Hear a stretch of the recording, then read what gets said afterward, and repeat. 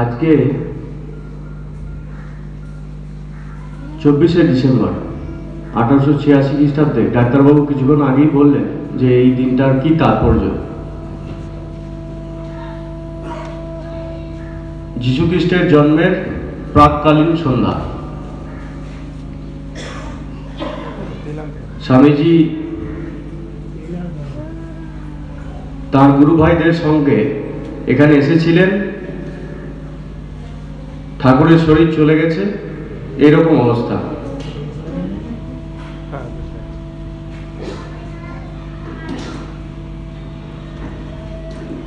স্বামীজিকে ঠাকুর যে বিশাল বড় গুরু দায়িত্ব দিয়ে গিয়েছিলেন,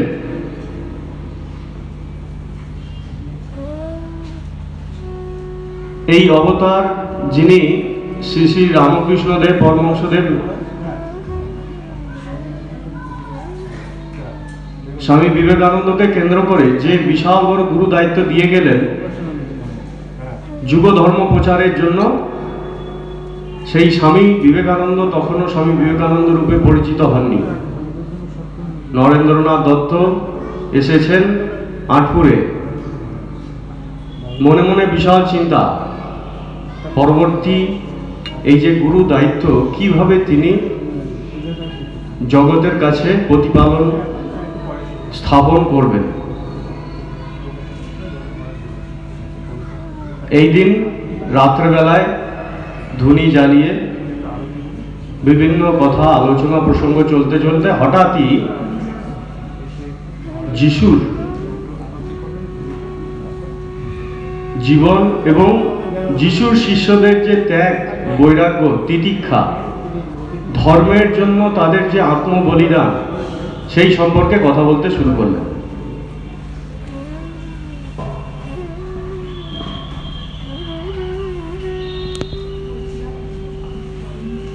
একটু অন্য প্রসঙ্গে বলছি এবার।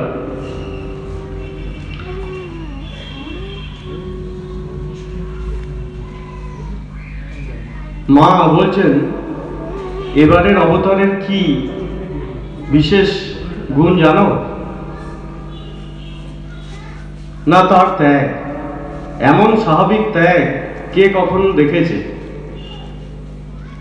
দক্ষিণেশ্বরে একদিন ঠাকুরের পেট রোগা ছিলেন, আপনারা সবাই জানেন, পেটের রোগ লেগেই থাকতো। তো মায়ের একদিন ওই ঠাকুরকে জোয়ান দিয়েছেন। জোয়ান নিয়ে যাওয়ার সময় রাস্তা দেখতে না পেয়ে গঙ্গার দিকে যাচ্ছেন আর বলছেন, ভাবস্থ অবস্থায় বলছেন, মা পড়ি, মা পড়ি, অর্থাৎ গঙ্গার জলে পড়ে যাবেন, রাস্তা দেখতে পাচ্ছেন না। তো তার এই যে স্বাভাবিক ত্যাগ, এটাই জগতের কাছে তার প্রচার। মা আরেকটা কথা বলছেন যে তিনি কিছু পরিকল্পিতভাবে করেননি, যেটা কিনা আমরা সবসময় করে থাকি। আজকে চিন্তা ভাবনা করে কালকের পদক্ষেপ বা স্টেপগুলো নিই, এইরকম পরিকল্পনা করে কাজ করা উচিত। তাতে কাজের উদ্দেশ্য বা সফলতা নির্ভর করে, আমাদের ক্ষেত্রে তা প্রযোজ্য। কিন্তু ভগবান, পরম কারণিক ভগবান যখন কোনো করেন, কাজ করেন, তখন তিনি কল্পনা করেন না। অবতারদের জীবনে দেখতে পাবেন অনেক সময় তারা এমনভাবে কিছু বললেন, কিছু করলেন, হয়তো তারাও সেই মুমেন্টে জানতেন না যে তারা কি করতে যাচ্ছেন। বুদ্ধদেব ঈশ্বর লাভ করলেন বোধি বৃক্ষতলে। এত আনন্দ হলো যে 8 দিন ধরে ক্রমাগত হেঁটে চললেন। এই জিনিসটাকে, এই যে ক্রমাগত হেঁটে যাওয়াটাকে বলা হয় চক্রমণ। উনি স্বস্বরূপে আমাদের সনাতন ধর্ম অনুযায়ী যে ঈশ্বর লাভ করে, ভগবান লাভ করে বা ইষ্ট লাভ করে, যার যেরকম অভিমত সেইভাবে আপনারা ব্যাখ্যা করতে পারেন। ওই আনন্দ সাগরে নিমগ্ন অবস্থায় বুদ্ধদেবের কোনো হুঁশ, সেন্স, জ্ঞান ছিল না। যখন ফিরে এলেন তখন ওনার মধ্যে একটি দ্বিধা এসে উৎপন্ন হলো, ওনার মধ্যে একটা কোয়েশ্চেন উৎপন্ন হলো। কোয়েশ্চেনটা কি? আমি যেটা লাভ করলাম এত কষ্ট করে, সেটা কি আমি জগতের সামনে প্রচার করব, নাকি আমি নিজে কন্টেন্ট হয়ে বসে থাকি?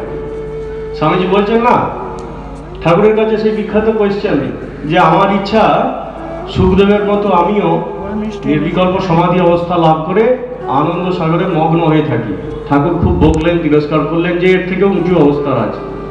তো বুদ্ধদেব ভগবানের শুভ ইচ্ছা বুঝতে পেরে ওই যে চারজন যারা তাকে কিনা আগে পরিত্যাগ করে চলে গেছিল, বুদ্ধদেব ভণ্ড হয়ে গেছে কিনা, তিনি অন্ন ত্যাগ করেছেন, যে সংকল্প নিয়েছিলেন সেই সংকল্প তিনি রাখেননি। তো তাদের কাছে গেলেন, তিনি প্রথমে চিন্তা করলেন যে কে আছে ঠিক ঠিক যাদেরকে আমি এই উপদেশ দিলে তারা ধারণা করতে পারবে। ওনার দুজন গুরু ছিল, কিন্তু খোঁজ খবর নিয়ে দেখলেন তারা দেহ রেখেছেন, তাদের আর শরীর নাই। তখন ওই চারজনের কাছে গেলেন। চারজন আলোচনা করছে, উনি এলে আমরা ওনাকে দাঁড়িয়ে সম্ভাষণ জ্ঞাপনও করব না, কিন্তু বনের রাজা তো সিংহ, যখন যায় দূর থেকে কেউ কিছু বললেও সামনে গেলে মস্তক নত হয়ে যায়। যখন বুদ্ধদেব এলেন ওরা সবাই দাঁড়িয়ে পড়লো, সম্ভাষণ জ্ঞাপন করলো এবং সঙ্গে সঙ্গে যারা কিনা আগে তাকে সমানভাবে ব্যবহার করত তার পায়ে পড়ে গেল। কারণ তিনি শরীর মনে ওই যে পুরাতন ব্যক্তি ছিলেন না, তিনি ছিলেন ভগবান। তার মুখ থেকে আজ যে কথাগুলো উচ্চারিত হবে সেগুলো হয়ে যাবে পরবর্তী প্রজন্মে ভবিষ্যৎবাণী। তার যে কথাগুলো হবে সেগুলোই মানুষ তাদের জীবনে প্রতিফলন করার চেষ্টা করবে, তাকে বলা হবে বাণী। এই জিনিসটা কেউ ইচ্ছা করে, আমি চিন্তা করলাম কালকে কিছু একটা লেকচার দেব, টকস দেবো, তো এইভাবে করা হয় না। পরম কারণিক ভগবান যখন মনে করেন জগতের মঙ্গলের জন্য কিছু বলবেন, তখন অবতার বড় বড় মহাপুরুষদের কে অবলম্বন করে তারা তাদের বক্তব্য বলে দেন। পরবর্তী ক্ষেত্রে এই ঘটনার পুনরাবৃত্তি হয়েছে বিভিন্ন সময়। শ্রীকৃষ্ণ অর্জুনের সেই শোক বিহ্বল অবস্থা দেখে তাকে গীতা বললেন, তার শোক সাগর থেকে তাকে উদ্ধার করলেন। হ্যাঁ, ভগবান নিজে কিছু বললেন। আপনারা হয়তো ভাববেন যে শ্রীকৃষ্ণ বলেছেন, শ্রীকৃষ্ণ আর ভগবানের মধ্যে পার্থক্য কি? কিন্তু অ্যাজ সাচ মাকে জিজ্ঞাসা করা হলো, আপনি কি সবসময় আপনার স্বরূপ মনে রাখেন? তখন উনি বলছেন, না বাবা, সবসময় স্বরূপ মনে রাখলে এইসব ঘরের কাজকর্ম করবো কি করে? তো ভগবান তখন নিজে স্বস্বরূপে অবস্থান করে অর্জুনকে, অর্জুন রূপী আমাদেরকে সবাই, অর্জুন আমাদের প্রতিনিধি, সবাইকে বললেন সেই গীতা, ভগবত গীতা, যা কিনা যতদিন মনুষ্য জাতি থাকবে, সমগ্র জগৎ থাকবে, এই কল্যাণের জন্য তার চিরকাল সাধক থেকে শুরু করে সাধারণ মানুষ পর্যন্ত পড়বে, জীবনে প্রতিফলন করার চেষ্টা করবে। পরবর্তী ক্ষেত্রে একটি বিখ্যাত ঘটনা হলো অর্জুনের সঙ্গে। অভিমন্যু মারা গেছে, প্রচন্ড দুঃখ, অর্জুনের খুব দুঃখ। শ্রীকৃষ্ণ বলছে, সখা, তুমি আমাকে আগে গীতা বলেছিলে, আমি শোক সাগর থেকে উত্তীর্ণ হয়েছিলাম, এখন আবার গীতা বলো, আমার খুব কষ্ট হচ্ছে। শ্রীকৃষ্ণ একটা অদ্ভুত কথা বললেন, বলছেন, তখন আমাতে আমি ছিলাম না বাবা, আমি যেটা বলেছিলাম সেটা এখন আমি নিজেও বলতে পারবো না। তখন খুব জোরাজুরি করাতে শ্রীকৃষ্ণ আবার চেষ্টা করলেন, সেটা বললেন, সেটাও আর একটা গীতা, সেটার নাম হচ্ছে শোক গীতা। তো ভগবান নিজে যখন স্বস্বরূপে অবস্থান করে যেটা বলেছেন, সেটা পরবর্তী সময় যে আবার তিনি সেমন ভাবে রিপিট করবেন তার কোনো মানে নেই। এটা তার ইচ্ছাতে হয়নি, এটা ওই জগৎ কারণের ইচ্ছাতে হয়েছে। ঠাকুর শরীর যাওয়ার আগে নরেনকে ডেকে ঘরের মধ্যে অনেকক্ষণ ধরে ধরে বিভিন্ন কথা বলছেন। কি কথা? তোমাদের লাইফ, তোমাদের জীবন কেমন হবে, জগৎকে কি দেবে, তোমরা কি পাবে, তোমাদের কি আদর্শ স্থাপন করতে হবে, আমি কি জন্য এসেছিলাম, এই সমস্ত কথাবার্তা। আমি কি করতে এসেছি, আমার মেসেজটা কি, তোমাদেরকে স্প্রেড করতে হবে, আমি তো আর দৌড়ে দৌড়ে যেতে পারবো না। ঠাকুর নিজেই আক্ষেপ করে বলছেন, চৈতন্যদেব বাড়ি বাড়ি গিয়ে হরিনাম প্রচার করেছেন, কিন্তু আমার এমনই শারীরিক অবস্থা, একটু হাঁটতে গেলে শরীরে কষ্ট হয়, আমাকে ঘোড়ায় চড়ে বিভিন্ন জায়গায় যেতে হয়, ঘোড়ার গাড়িতে চেপে। তো এইসব এত সব কথা আমি কেন বলছি? এই বাইবেলে যে ঘটনাগুলি আছে তার মধ্যে সেন্ট ম্যাথিউ বলে একজন ওনার শিষ্য ছিলেন। তো তিনি কিছু কিছু ঘটনা বলেছেন, সেই ঘটনাটা হচ্ছে ঠিক একই রকম। এই যে পুনরাবৃত্তি করছি, বুদ্ধদেব করেছিলেন, শ্রীকৃষ্ণ করেছিলেন, চৈতন্যদেব করেছিলেন। চৈতন্যদেব রূপ সনাতন ইত্যাদি গোস্বামীদের কি কি বলেছিলেন তার থেকেও বেশি দেখিয়েছিলেন নিজের জীবন। রাজা মহারাজ আপনারা জানেন, ব্রহ্মানন্দজি বলছেন শেষ 12 বৎসর পাগল হয়ে গিয়েছিলেন। সাধারণ জীব, সাধারণ মানুষ সেই আনন্দ লাভ করলে ফেটে যাবে, সেই দুঃখ পেলে মরে যাবে। তার সেই ভগবত বিরহ আর তার সেই ভগবত আনন্দ সাধারণ মানুষের জন্য নয়, জগতে আদর্শ স্থাপন করার জন্য। তো প্রত্যেকেই করে গেছেন, তাদের নিজের জীবন দেখিয়ে গেছেন এবং তারা পরবর্তী ক্ষেত্রে কিভাবে চলবে তার শিষ্যদের বলে গেছেন। এখানে ভগবান যীশু খ্রিস্ট যখন পরিভ্রমণ করছেন, ঈশ্বর লাভ করে যখন পরিভ্রমণ করছেন, তখন ওই আছে পরপর জেরুজালেম থেকে ওই যাচ্ছিলেন, মনে হচ্ছে এগুলো আর কি ইনফরমেশনাল ফ্যাক্ট যেগুলো পাওয়া যায়। গ্যালিলি থেকে ডেকাপলিস, জেরুজালেম, জুডা ও জর্ডানের মধ্য দিয়ে পরপর যাচ্ছিলেন। তো যেতে যেতে দেখছেন তার শিষ্যরা তো রয়েছেন, সাধারণ মানুষও তাকে ফলো করছে এবং প্রচুর তার ফলোয়ার্সরা তাকে ফলো করছে। ওনার জীবন, ওনার বাণী, ওনার ভালোবাসা,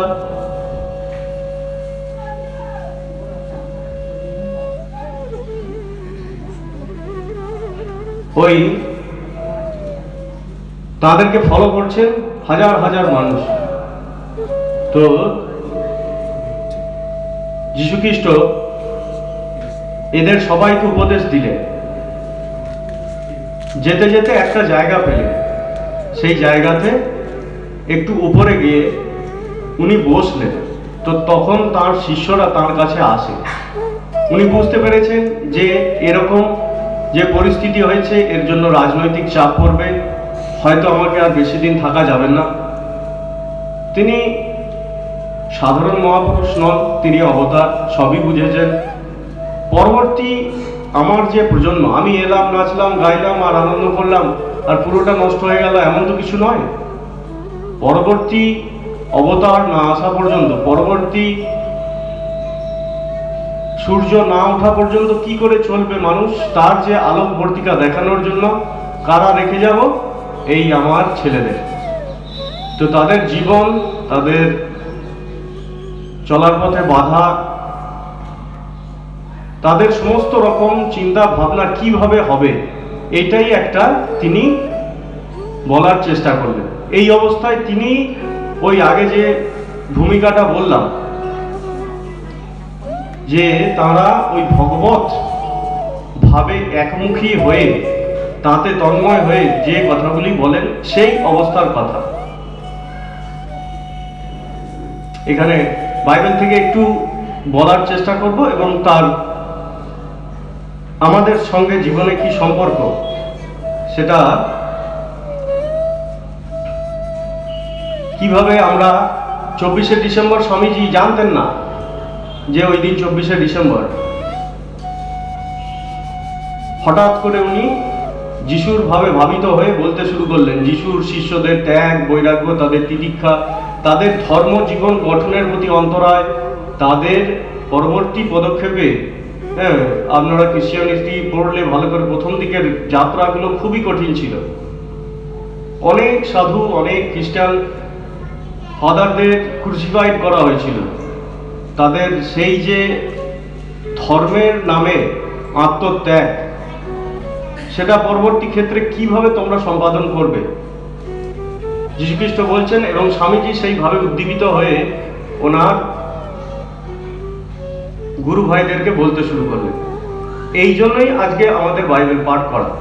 বাইবেলে অনেক কিছু আছে, কিন্তু আমরা কি করছি, আমাদের ওই যেটুকুনি অংশ যীশুখ্রিস্ট তার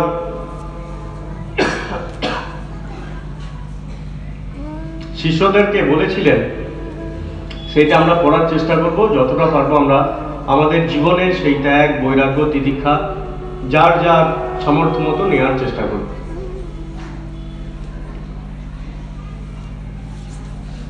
And seeing the multitudes, he went up into a mountain, and when he was set, his disciples come unto him. যখন তিনি দেখলেন হাজার হাজার অসংখ্য নরনারী তার কাছে উপদেশের জন্য দাঁড়িয়ে রয়েছে, তিনি একটি পাহাড়ের বা ছোট টিলা বলতে পারেন ওপর উঠে গেলেন, হ্যাঁ, এবং বসলেন। তখন তার প্রিয় শিষ্যরা, তার পার্শ্বদ বলা যায়, আমাদের এক্ষেত্রে এই ওয়ার্ডটা আছে, পার্শ্বদরা এলেন, তিনি তাদেরকে বলতে শুরু করলেন। And he opened up his mouth and taught them, saying, এবং তিনি মুখ খুললেন এবং বলতে শুরু করলেন, Blessed are the poor in spirit, for there is the kingdom of heaven. কারা? ব্লেসেড, আশীর্বাদ পুষ্ট, তারা ধন্য, ভগবান তাদেরকে ডেকে নিয়েছে। কারা? পোর ইন স্পিরিট। স্পিরিট মানে এন্থু, উদ্দীপনা, আপনারা জানেন। পোর এখানে বলা হচ্ছে যাদের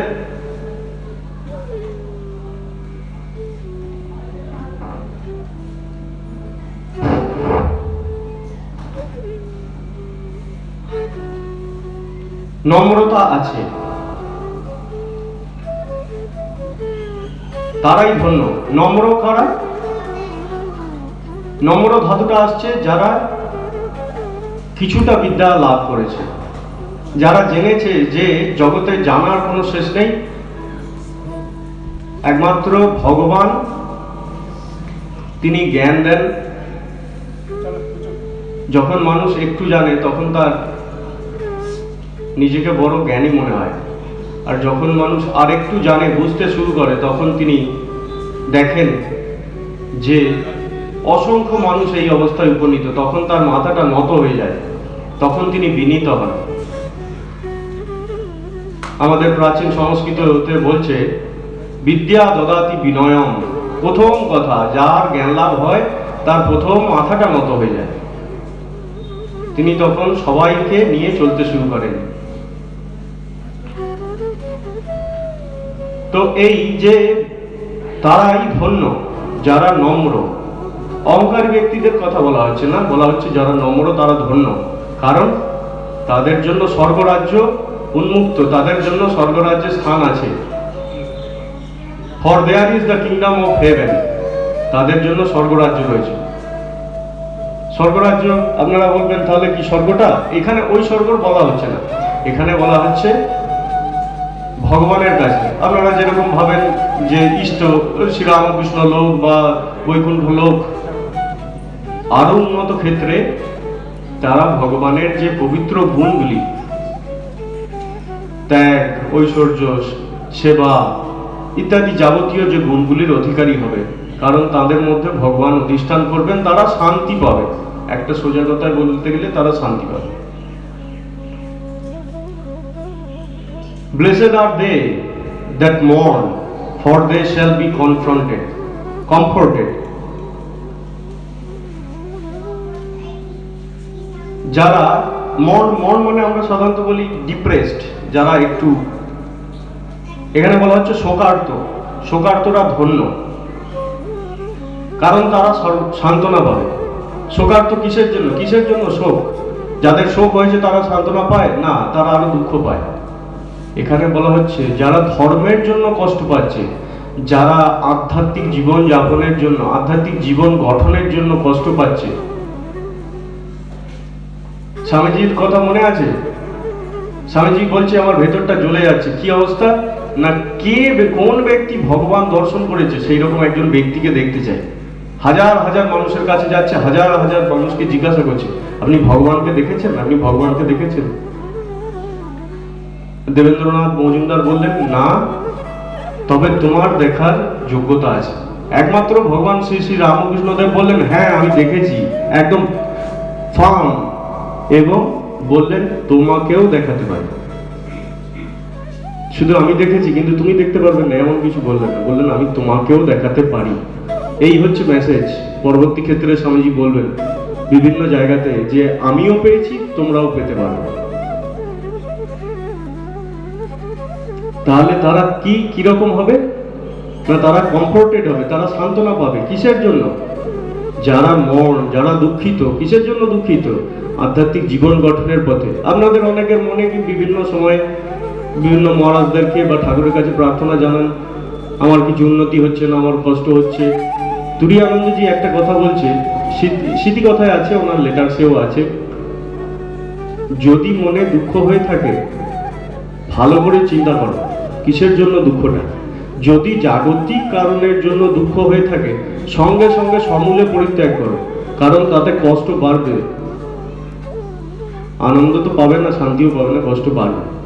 আর যদি ভগবানের জন্য বা আধ্যাত্মিক কিছুর জন্য দুঃখ হয়ে থাকে তাহলে আনন্দ করো, কারণ তাড়াতাড়ি তুমি ঈশ্বর লাভের পথে এগিয়ে যাচ্ছ, হয়তো বা ঈশ্বরকে লাভ করবে খুবই তাড়াতাড়ি।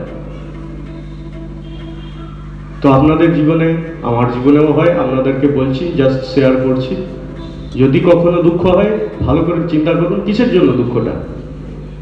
যীশু খ্রিস্ট একদম বাংলা কথায় বলে দিচ্ছে, তারাই ধন্য যারা ধর্ম জীবন গঠনের জন্য কষ্ট পাচ্ছে, কারণ তারা সান্ত্বনা পাবে, কারণ তাদের ধর্ম জীবন গঠিত হয়ে যাবে।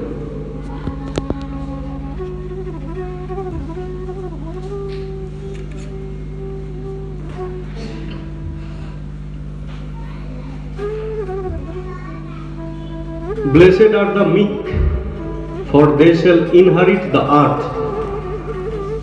বলছে অহংকার শূন্য ব্যক্তিরা ধন্য, কারণ তারাই পৃথিবীর অধীশ্বর হবে। অহংকার শূন্য ব্যক্তি, আমাদের এই কথাটা ভারতীয় সনাতন ধর্মে অহংকার শূন্য হলে যে ধর্ম লাভ হবে এই কথাটা আর বলবার কোনো মানে নেই। অহংকারই সমস্ত সমস্যার মূল। ঠাকুর একটা খুব সুন্দর বাংলা কথায় বলছে, আমি মলে ঘুচিবে জঞ্জাল। এই অহংকারই সমস্ত সমস্যার কারণ। Blessed are they which do hunger and thirst after righteousness, for they shall be filled. যাদের খিদে তৃষ্ণা কষ্ট দিয়েছে তারা পূর্ণ হয়ে যাবে। They shall be filled. তারা পূর্ণ হয়ে যাবে। কি দিয়ে পূর্ণ হয়ে যাবে? খাদ্য আর পানীয় দিয়ে। তাহলে ভগবান যীশু খ্রিস্ট কি জন্য বলতে গেলে, ধর্মের জন্য যারা কষ্ট স্বীকার করেছেন, এক্ষেত্রে খাবার অর্থে যারা কষ্ট স্বীকার করেছেন, যাদেরকে দুঃখ দেওয়া হয়েছে সামাজিক অর্থে, বা যারা নিজেরাই দুঃখ ভোগ করেছেন। হয়তো আপনি সাধন ভজন করতে বিভিন্ন স্থানে গেলেন, খুব কষ্ট করে জপ ধ্যান করলেন, কিন্তু ভগবান ওপর থেকে দেখছেন এই যে কষ্টটা করলেন, এই যে ত্যাগ তিতিক্ষা তপস্যা ভারতীয় সনাতন ধর্মের সঙ্গে জড়িত, কি রেজাল্ট ক্রিয়েট করবে? স্বল্পমস্য ধর্মস্য ত্রায়তে মহত ভয়াত। একটুখানি আপনি চেষ্টা করুন, ভগবান আপনার জন্য 1000 পা এগিয়ে এসে বলবে, এই দাঁড়াও দাঁড়াও, আমি তোমার জন্য নিয়ে এসেছি, সব কিছু নিয়ে এসেছি।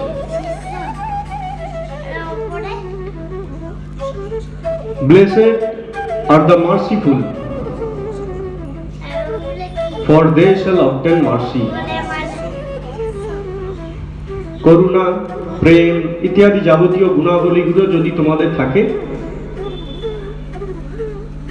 তাহলে তোমরা ধন্য, কারণ তোমাদেরকে ওগুলি আরো দেয়া হবে।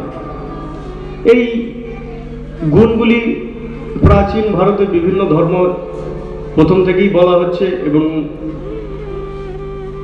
যোগ সূত্রে তো এই নিয়ে বিভিন্ন বিশাল বড় আলোচনা করা হয়েছে। এইগুলি থাকলে কি হবে? এগুলি থাকলে ওই অহংকারটা কমবে আর ভগবানের কৃপাটা লাভ হবে। যীশুখ্রিস্ট এই কথাগুলি, প্রাচীন কথাগুলি, সনাতন ধর্মের ওই সব শিয়ালের এক না, ঠাকুর বলছেন এই কথাগুলি ওখানে বলে রাখছেন, যাতে পরবর্তী ক্ষেত্রে তার শিষ্যরা, তার ছেলেরা যেখানে যেখানে যাবেন, তাদের হয়তো কষ্টে থাকতে হবে, হয়তো সমস্যায় থাকতে হবে, হয়তো আনন্দে থাকবেন, কিন্তু তার মেসেজ যেন কোনোভাবে নষ্ট না হয়ে যায়, সেই জন্য তিনি তাদেরকে বলে রাখছেন। তো সময় খুবই অল্প। বাইবেলে এরকম অসংখ্য ভালো ভালো ঘটনা আছে। তার মধ্যে সেন্ট ম্যাথিউ উনি বলেছেন যে ওই যীশুখ্রিস্ট ওনাদের গুরুদেব আচার্যদেব ওনাদেরকে এই কথাগুলি বলেছেন। এরকম অনেক কথা আছে, আপনারা পরবর্তীকালে পড়বেন এবং দেখবেন যে ঠাকুর, মা, স্বামীজি তথা প্রাচীন অবতারগণের সঙ্গে তাদের কোনো পার্থক্য নেই, একই কথা। তবে যখন তারা সেইভাবে ভাবিত হয়ে বলেন এই কথাগুলি, তখন তাদের জোর আলাদা থাকে। তাঁর শক্তি, তাঁর অর্থে ঈশ্বরের শক্তি যখন তাদের মধ্য দিয়ে কাজ করে, তখন ব্যাপারটাই আলাদা হয়ে যায়। ওই গীতার কথাটা যেরকম বললাম, ভালো একটা গল্প মনে পড়ছে, ওটা দিয়ে শেষ করি। বেলুর মঠে রাজা মহারাজ রয়েছেন। প্রেমানন্দজি একজন সাধুকে নিয়ে গেছেন। মহারাজ, এই ছেলেটি খুব দুষ্টু, এ রোজ বদমাইশি করে। পরবর্তীকালে উনি বিখ্যাত সাধু হয়েছিলেন। তো মহারাজকে গিয়ে কমপ্লেন করছেন, ওকে একটু আশীর্বাদ করে দিন যাতে ওর রাগটা কমে। মহারাজ খুব এধার ওধার ওজোর আপত্তি করার পর লাস্টে আচ্ছা ঠিক আছে, নিয়ে আসো। বাবুরাম মহারাজ ওনাকে নিয়ে গেলেন। যত জোরে ওনাকে নিয়ে যাওয়ার চেষ্টা করেছিলেন, এখন রাজা মহারাজের সেই তার সাথে তন্ময় অবস্থায়, তাকে দেখে ভগবানের সাথে তন্ময় অবস্থায় স্বামী ব্রহ্মানন্দা তথা রাজা মহারাজকে দেখে নিজের মাথাটা তাড়াতাড়ি গুঁজে দিচ্ছেন আর বলছেন, বাবুরাম মহারাজ বলছেন, রাজা ভাই ওদের কিছু দোষ নেই, আমারই মাথা গরম হয়ে যায়, আমি ওদেরকে বকে বকে ওদের মাথা গরম করি, তুমি আমাকে আশীর্বাদ করো। তো রাজা মহারাজ তাকে আশীর্বাদ করছেন। এখানে রাজা মহারাজ মানে তার গুরু ভাই নয়, এখানে রাজা মহারাজ মানে ভগবান স্বয়ং তাকে আশীর্বাদ করছেন। এরপরে সবাই আশীর্বাদ পেলেন। একজন ডাক্তার, উনি অন্য কাজে ব্যস্ত ছিলেন, পরে ছুটে এসেছেন। রাজা মহারাজ তখন উঠে পড়েছে, নিজেই বলছে, জো আয়া থা সো চলা গিয়া, যে এসেছিল সে চলে গেছে। এ ব্যক্তি আমি, রাজা মহারাজ ব্রহ্মানন্দজি, কিন্তু উনি অন্য লোক ছিলেন, সে ব্যক্তি চলে গেছে। তো যদি মহাপুরুষদের আশীর্বাদ সঙ্গ লাভ হয়, সদ্গুরুর সঙ্গ ক্ষণেকে সব মোহ দূর করে দেয়। তো এই রকম অবস্থায় উপনীত হয়ে যীশুখ্রিস্ট, ভগবান যীশুখ্রিস্ট এই কথা বলেছিলেন। আর আমাদের সেনাপতি স্বামীজি ওই দিন জানতেন না যে 24শে ডিসেম্বর, কিছু প্ল্যান নেই, তাঁর ভাবে ভাবিত হয়ে সেই সংকল্প গ্রহণ করলেন যে পরবর্তী জীবনে আমরা তাঁর সেবায়, শ্রী শ্রী রামকৃষ্ণ দেবের সেবায়, তাঁর উদ্দেশ্যে এই অবতারের জগৎ প্রচারে নিজেদের জীবনকে, নিজেদের সর্বস্বকে অর্পণ করে ধন্য জ্ঞান করব। তাদের কাছে প্রার্থনা করি তারা যেন আমাদেরকেও সেই শক্তি দেন, তাদের পাদপদ্মে যেন স্থান দেন। ওম শান্তি শান্তি শান্তি, হরি ওম তৎসৎ। খুব সুন্দরভাবে পূজনীয় মহারাজ ভাষণ